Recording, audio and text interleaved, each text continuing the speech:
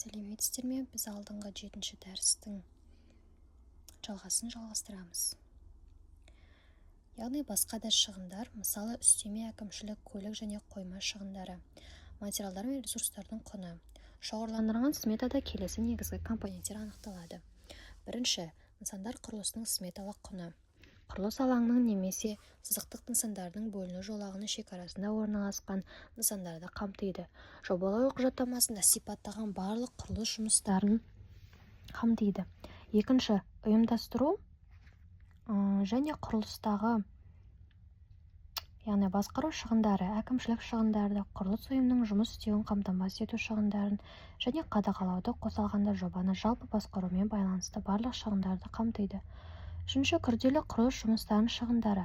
Құрылыс алаңының тыс жерде орналасуы мүмкін, бірақ жобалау құжаттамасының көзделген нысандарда салу шығындары, яғни құрылыс жұмыстарын ұйымдастыру үшін қажетті, бірақ негізгі алаңнан тыс орналасқан уақытша құрылыстарды қамтиды.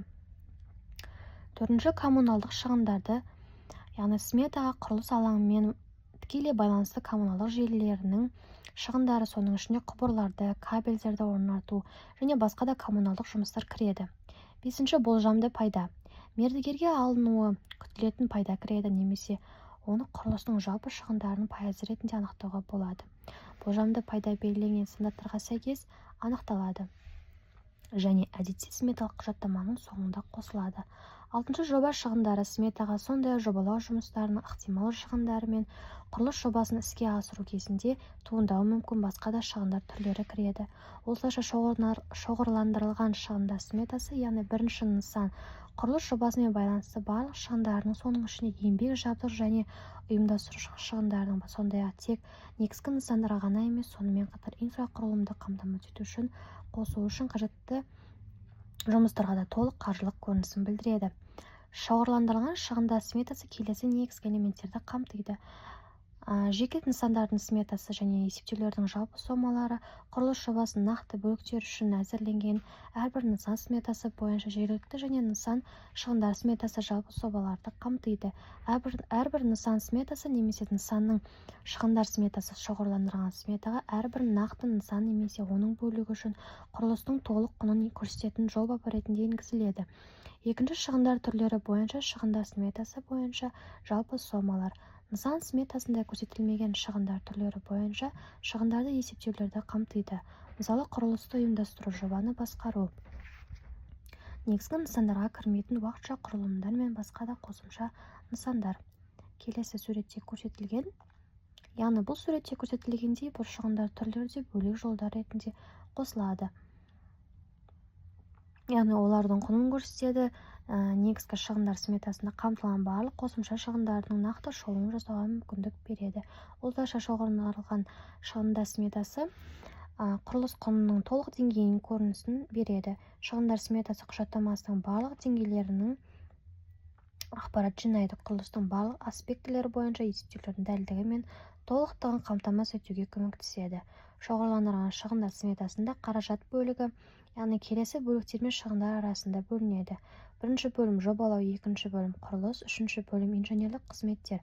Қосылған құн салығы.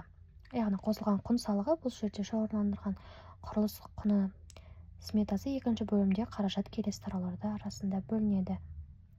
Бірінші тарау құрылыс алаңын дайындау, екінші тарау негізгі құрылыс нысандары, үшінші тарау көмекші және қызмет көрсету нысандары, яғни төртінші энергетикалық нысандар, бесінші көлік және байланыс нысандары, алтыншы сыртқы сумен жабдықтау, кәріз жылумен жабдықтау және газбен жабдықтау жерлері құрылымдары, жетінші тарау абаттандыру және көгалдандыру, сегізінші тарау құрылысты ұйымдастыру және басқару шығындары. Яғни егер тиісті тарауда көрсетілген нысандар жұмыстары мен шығындар жоқ болса, бұл тарау келесі тараулардың нөмірлерінен өзгертпестен өткізіп жіберіледі. Тараулардың құрылымы және сызықтық құрылыс жобалары басқа да мамандандырылған құрылыс түрлері үшін шоғырландырылған сметаның тараулары арасында қаражат бөлу әрбір нысан түрінің ерекшеліктеріне байланысты. Құрылымды қалыптастырудағы негізгі мәселелер: бірінші, тарау құру.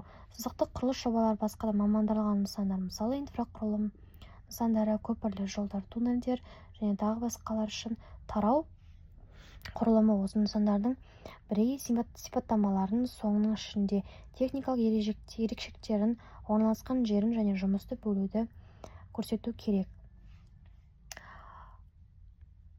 Осы яғни біздің барлық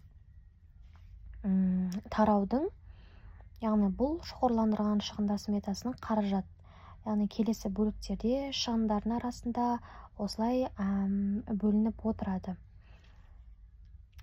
Біздің осы дәрісіміз аяқталды. Келесі кездескенше сау болыңыздар. Келесі дәрісте жалғастырамыз.